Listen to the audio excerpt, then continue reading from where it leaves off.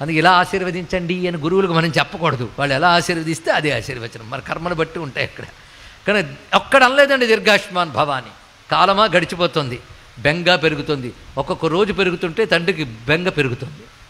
పిల్లవాడి జ్ఞానం చూసి ఋషులందరూ మురిసిపోతున్నారు. ఇంత జ్ఞానాన్ని ఎక్కడ చూడలేదు. సర్వశాస్త్రములు తెలిసినవాడు, అద్భుతమైన ప్రవర్తన కలవాడు. ఎందుకంటే జ్ఞానము సుగుణము రెండూ ఉండాలండి.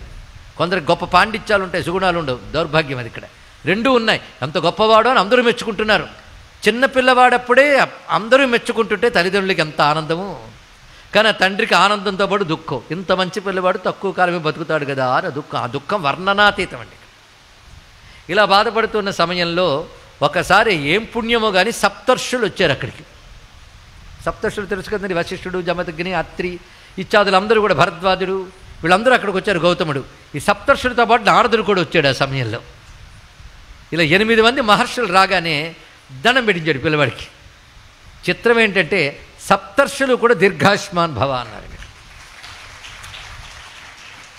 అది వినగానే ఒక్కసారి ఋషి కొళ్ళు పులకించిపోయింది. మా పిల్లాడిని దీవించారని. ఇక్కడ మామూలు వారు కాదు సప్తర్షులు.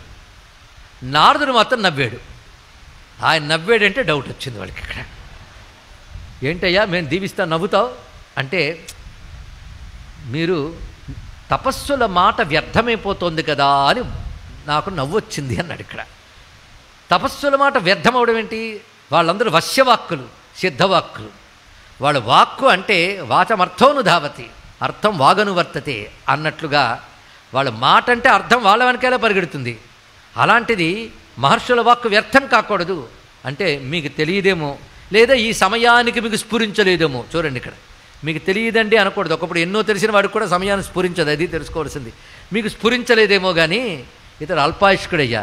ఈ తండ్రి గారు చెప్పకుండా నోరు మూశారు కానీ శివుడు ఆయనకు చెప్పేశాడు, ఇతడు ఆయు 16 ఏళ్లే, ఇప్పటికీ చాలా ఏజ్ అయిపోయింది, ఇంకా వెళ్ళిపోతాడు కొద్ది కాలంలో.